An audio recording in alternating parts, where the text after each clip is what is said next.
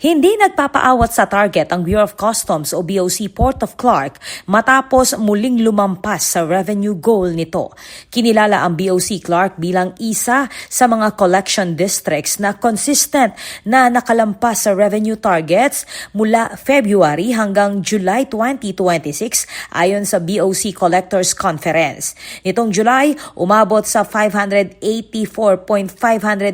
million pesos ang nakolekta ng Port of Clark, mas mataas ng 42.880 million pesos sa target nitong mahigit 541 million pesos. Sa flag raising ceremony nitong Lunes, iginawad ni District Collector Jairus Reyes ang 2 certificates of recognition sa mga personnel ng port bilang pagkilala sa kanilang collective effort. Ayon kay Reyes, bunga ito ng dedication, hard work at pagkakaisa ng buong Port of Clark sa pagtupad sa revenue collection mandate at pagbibigay ng efficient public service. Ako po, Patricia Mamangon para King News Force Pampanga, Balitang Tutu, King Balen Susuyo.